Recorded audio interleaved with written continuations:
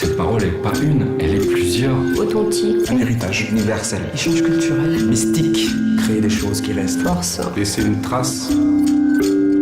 C'est un témoignage du passé.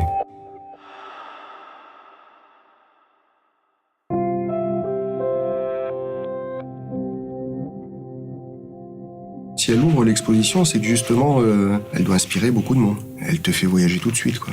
Il y a une notion d'éternité, il y a un truc qui ancre la culture là dans cette pierre, le témoignage, le temps, l'infini. Et puis il y a un côté onirique, il y a un côté légende. J'imagine que ça te met en condition, quoi. Ça représente le végétal, c'est clair. La fougère en particulier, elle est liée au végétal, mais inévitablement au minéral aussi, puisqu'elle en puise son énergie. J'y vois une notion cyclique de répétition. Avec ces textures, avec la pierre, c'est là où il y a la notion de... Il y a cette notion d'infini, c'est pas que dans le graphisme. Dans la pratique de la prise de vue aérienne, ça peut que m'inspirer, puisque si j'avais la possibilité de voir cette forme-là vue d'en haut, en très grand, inévitablement, mon œil serait attiré et j'en ferais une photo. On peut être que contemplatif devant une œuvre pareille.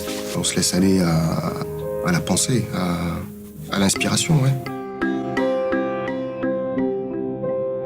C'est du patrimoine kanak, mais je crois que c'est avant tout humain, parce que ces formes-là, tu les retrouves dans quasiment toutes les cultures. Je veux dire, même en Europe, chez les Celtes, chez les Bretons, tu retrouveras ces formes-là. Ça va me rappeler des dessins aborigènes, ça va me rappeler même des dessins traditionnels des îles du Pacifique, de la peinture rupestre. Ça me rappelle beaucoup aussi l'Amérique du Sud, les Incas.